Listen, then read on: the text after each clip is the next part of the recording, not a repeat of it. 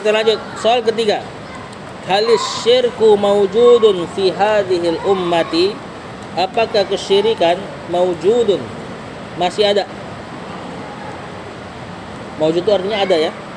Fi hadhil ummah, pada umat ini. Ini kan umat Islam nih. Masih ada gak sih kesyirikan gitu? Fi hadhil ummati. Mawjud artinya ada, mawjud. Ada. Apakah kesyirikan itu ada pada umat ini? Sehingga kita harus dakwahin kesyirikan. Dari kemarin ngomongin tauhid syirik. Masuk sama orang Islam kayak gitu ibaratnya gitu. Ya. Apakah semua Islam pasti langsung bertauhid otomatis? Tidak. Apakah umat Islam pasti otomatis selamat dari syirik? Tidak. Apa jaminannya? Apa buktinya bahwasanya kesyirikan akan tetap ada? Lihat jawabannya. Kata Syekh, na'am maujud. Ya, kesyirikan akan tetap ada. Wat dalilu qauluhu ta'ala. Dalilnya adalah firman Allah Ta'ala atau perkataan Allah Ta'ala, wa ma yu'minu aktsaruhum billah. Tidaklah beriman aktsaruhum, kebanyakan kalian, kebanyakan mereka, billah, kepada Allah, illa wahum musyrikun, kecuali dalam keadaan mereka musyrikun, berbuat syirik juga. Ini Allah yang katakan. Kebanyakan kalian tuh tidak beriman kepada Allah kecuali nyambi berbuat kesyirikan juga. Illa wahum, kecuali wahum, kalian, mereka musyrikun, berbuat syirik.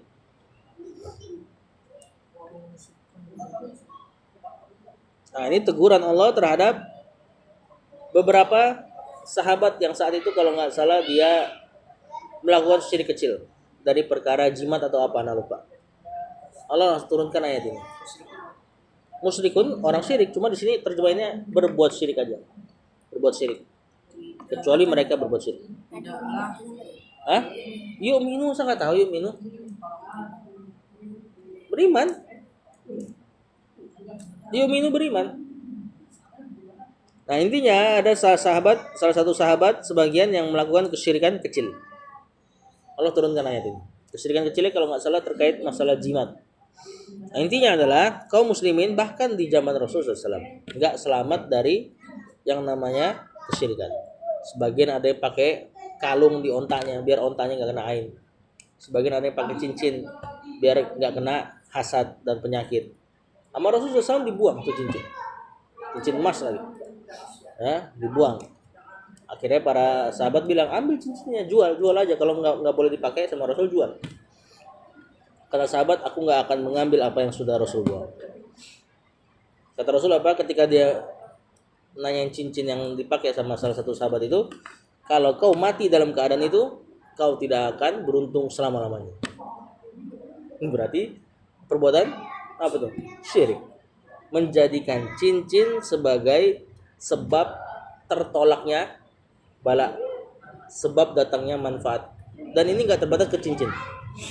Mungkin ada orang punya keris, mungkin ada orang punya tulisan-tulisan Arab yang dipercaya bisa jagain dia. Godam, punya godam apa godam? Ya, kodam, apa itu? Punya piaraan dari bangsa jin. Nah, itu termasuk perbuatan syirik. Ini masih ada dalam kaum muslimin, bahkan di kalangan sahabat. Apalagi yang sudah jauh dari Rasul kayak kita. Ya, maka kesyirikan pasti ada. Makanya kita disuruh dakwahin ini tauhid. Kata Allah, "Wa ma yu'minu aktsaruhum billah." Tidaklah beriman kepada kebanyakan dari mereka kepada Allah illa wa hum musyrikun, kecuali mereka pasti masih berbuat syirik juga. Wa qala sallallahu alaihi wasallam, dan Nabi juga bersabda, lihat. La taqumus saatu, tidak akan tegak hari kiamat. Takum, tegak, as-saatu, hari kiamat. Hatta, sampai talhaqo, mengikuti.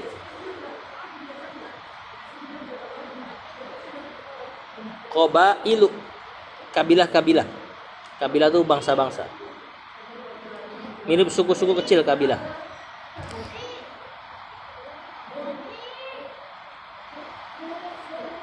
Min ummati, dari umatku, kata Rasulullah SAW. Lihat, min ummati.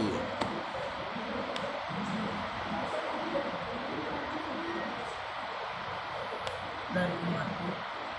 Bil musyrikin, kepada orang-orang, mengikuti orang-orang musyrik. Itu bil musyrikinnya punya talhaq kok. Jadi tidak akan tegak hari kiamat sampai kabilah-kabilah dari umatku talhaq bil musyrikin, mengikuti orang-orang musyrik. Ya apalagi yang diikuti dari orang musyrik kecuali kesyirikannya pasti. Umat-umat bil musyrikin. Kepada orang musyrik, orang yang berbuat syirik. Jadi Rasulullah SAW katakan tidak akan tegak hari kiamat sampai beberapa kabilah dari umatku mengikuti orang yang berbuat syirik. Maksudnya ikut-ikutan berbuat syirik. Itu tanda-tanda hari kiamat. Makin banyak muslimin yang berbuat syirik, pertanda hari kiamat. Lanjut, wahatta, dan sampai badu diibadahi al-awsanu, berhala-berhala. Tuh kata Rasulullah SAW, nggak akan tegak hari kiamat sampai beberapa kaumku, kabilah umatku mengikuti musyrikin, dan tidak akan tegak hari kiamat sampai diibadahi lagi berhala-berhala. Jadi Rasul yang katakan, Rasul yang takrir akan terjadi penyembahan berhala lagi dari umat Rasulullah SAW. Hari ini banyak kok yang kuburan-kuburan dihias-hias, ditawaf. Tawaf mau di Ka'bah, dia tawaf di kuburan. Kuburan dicium, kuburan disujudin. Atau yang bukan kuburan deh, yang enggak berbau Islami, kayak seperti kemarin kita harus sering kasih contoh masalah jin pantai selatan. Nah, itu berarti mengibadati kepada selain Allah. Atau yang berbaju Islami, bajunya muslim, pakai gamis semua. Cuman kalau ngajinya di masjid yang ada kuburan, terus nanti minta sama penghuni kuburnya, syekh ini syekh itu, minta ini minta itu. Sholatnya enggak. Ya, sebagian bahkan ada beberapa kampung tuh dekat dengan masjid, sholat maghrib, sholat isya, mereka enggak datang. Malah di kuburan di sebelah masjid, awaf aja. Muslim tapi. Nah, ini makanya kata Rasulullah SAW, la taqumu saatu hatta talhaq qabailu min ummatil bil musyrikin wa hatta tu'badul awsan. Udah dapat terjemahnya? Lanjut, satu pertanyaan lagi. Soal yang keempat, ma hukmu, apa hukum du'ail amwati awil ghaibina? Apa hukum berdoa kepada yang mati atau orang yang hidup tapi ghaib, tidak hadir, atau siapapun lah, mau dia hadir atau enggak tapi enggak bisa ijabah doanya? Apa hukumnya doa kepada orang mati? Apa hukumnya doa kepada orang hidup tapi gaib? Apa hukumnya doa kepada orang yang hidup tapi ada tapi doanya enggak bisa dilakuin? Apa hukum berdoa kepada orang yang mati? Awil ghaibin, orang yang tidak hadir. Maksudnya enggak ada. Contohin ya, orang yang hidup tapi enggak ada, misalnya seperti seorang minta kepada gurunya yang ada di Yaman, masih hidup orangnya, misalnya, wahai Syekh Fulan, hentikan hujan misalnya. Apa hukumnya? Kata penulis, du'aul amwat, berdoa kepada orang yang mati. Awil ghaibin, atau kepada orang yang hidup tapi enggak ada. Minas syirkil akbari, termasuk syirik besar. Kalau disebut syirik besar, pelakunya, hukum asalnya ketika melakukannya keluar dari Islam. Ini bedanya juga nih, syirik besar dan syirik kecil. Syirik besar pelakunya kafir. Kalau dia melakukan dalam keadaan benar-benar ngeyel, tahu tapi tetap ngelakuin. Kafir, kemudian amalannya habis. Dia pernah haji, dia pernah umroh, tahu-tahu ngelakuin syirik besar, habis amalannya. Sebagian pendapat mengatakan kalau tobat bisa balik lagi, sebagian mengatakan enggak. Kalau mau udah pernah haji, kemudian dia tobat, haji ulang sampai segitunya.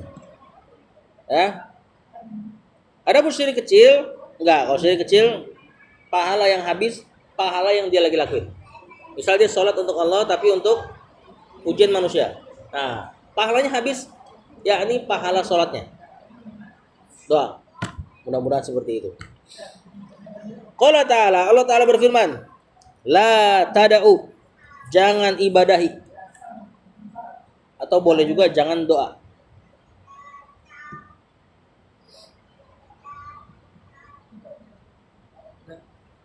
Min dunillah, kepada selain Allah.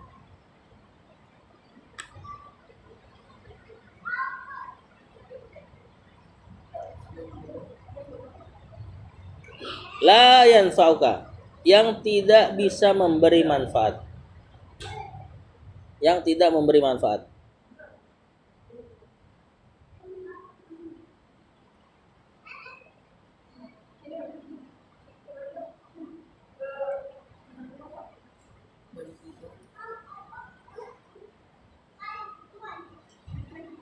Wala yadurruka, dan tidak bisa memberi mudorot.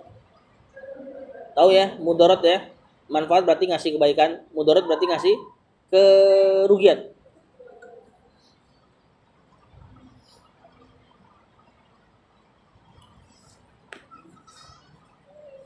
Udah?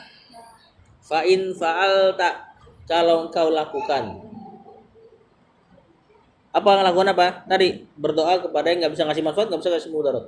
Kuburan nggak bisa ngasih manfaat, nggak bisa ngasih mudarat. Orang udah mati. Ya, bahkan orang setengah mati nggak bisa kita mintain tolong terus dia ngasih manfaat. Apa orang setengah mati? Kan Ini dalam syariat kita ada sesuatu yang disebut mati kecil. Tidur aja nggak bisa ngasih manfaat, ngasih mudarat. Mesti bangunin dulu.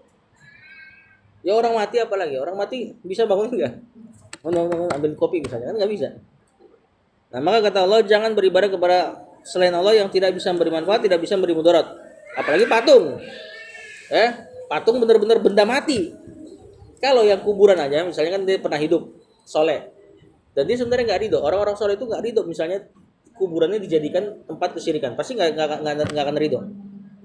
Cuma qadarullah dia mati, pengikut-pengikutnya banyak yang nyimpang, dia dijadiin berhala ibaratnya gitu. Nah sekarang apalagi yang benar-benar benda mati dipahat, lebih nggak bisa ngasih manfaat, ngasih mudarat. Hidungnya ketempelan lalat nggak bisa dia begini, ya kan? Kalau kita masih bisa. Fa'in fa'alta, kalau engkau lakukan itu, fa'innaka, sungguh engkau, idan ini nggak usah terjemahkan. Minadh zalimina, diantara orang-orang yang zalim. Kita sudah berapa kali dapat kata zalim? Artinya apa? Syirik. Pertama, walladzina amanu wa lam yalbasu imanahum bizulmin. Orang-orang yang enggak mencampur imannya dengan kesyirikan. Ternyata terjemahannya kesyirikan. Terus tadi barusan perkataannya Luqman, ya bunayya la tusyrik billah innasyirka la zulmun adzim. Kesyirikan adalah kezaliman. Di sini Allah katakan, fa innaka idzan minaz zalimin. Kalau kau lakukan itu, maka engkau itu benar-benar di antara orang-orang yang zalim. Berarti orang-orang yang syirik mananya.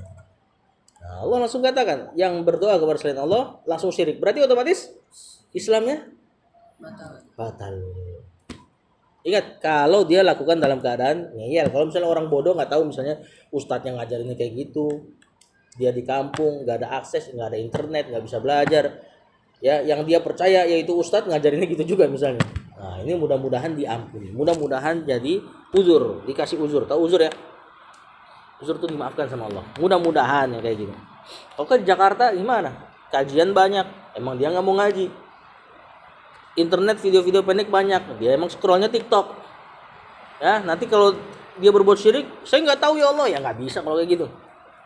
Emang dianya aja ngeyel dari majelis ilmu. Ail musyrikin, kata penulis, zalimin di situ maknanya adalah musyrikin. Tadi udah kita kasih tahu. Wa qala sallallahu, Nabi juga mengatakan, man mata, siapa yang mati, wa huwa, dalam keadaan dia yad'u, berdoa, min dunillahi, kepada selain Allah. Nid dan apa nid dan? Berarti di sini terjemahannya sebagai tandingan. sebagai tandingan Allah. Barang siapa mati dalam keadaan dia berdoa kepada selain Allah sebagai tandingan, maksudnya ini dosa dibawa mati, enggak sampai taubat. Apa kata Rasulullah SAW? Dakholan naro. Apa dakhola? Dakhola apa? Masuk. Bahkan ini fi'il madi. Udah belajar belum? Fi'il madi, fi'il mudhari. Fi'il madi itu kata kerja lampau. Telah masuk terjemahannya. An-naro, neraka. Barang siapa yang mati dalam keadaan dia berdoa kepada selain Allah sebagai tandingan, maka dia telah masuk ke neraka. Kok bisa telah? Orang baru mati udah masuk neraka belum? Belum. Jadi udah diklaim termasuk neraka. Nah, maksudnya sudah pasti. Kalau ada kalimat-kalimat belum terjadi tapi Allah dan Rasulnya ungkapkan dengan seolah-olah udah terjadi, berarti maksudnya benar-benar pasti maksudnya. Seperti misalnya antum nih, ada salah satu antum cerdas banget, terus gurunya ngomong, wah ini mah udah naik kelas nih, padahal udah naik kelas belum? Maksudnya apa? Pasti naik kelas. Nah, begitupun kata Rasulullah SAW, dakholan nar. Harusnya kalau akan masuk neraka, fiilnya tuh bentuknya dakhola yadkhulu sedang atau akan masuk. Dakhola telah masuk. Nah, dari ungkapan ini kita tahu bahwasanya orang yang berdoa kepada selain Allah, dakholan nar, masuk neraka, berarti pembatal keislaman. Berdoa kepada selain Allah di antara pembatal keislaman, atau dia disebut asyirkul akbar, syirik besar. Nah, 4 dalil itu antum hafalkan dan artinya juga. Adapun perkataan Syekh dipahami saja. Ya, apa tadi pertanyaannya? Apakah syirik masih ada? Apa jawabannya? Ada. Apa dari dalilnya? Baru baca. Wa may yu'minu aktsaruhum billahi illa wa hum musyrikun. Dua kata Rasulullah SAW, la taqumu saatu hatta talhaqa qabailu min ummatin bil musyrikin wa hatta tubadul awsan. Terjemahkan. Kemudian pertanyaan yang keempat tadi, apa hukum doa kepada mayit atau orang yang tidak hadir tapi hidup?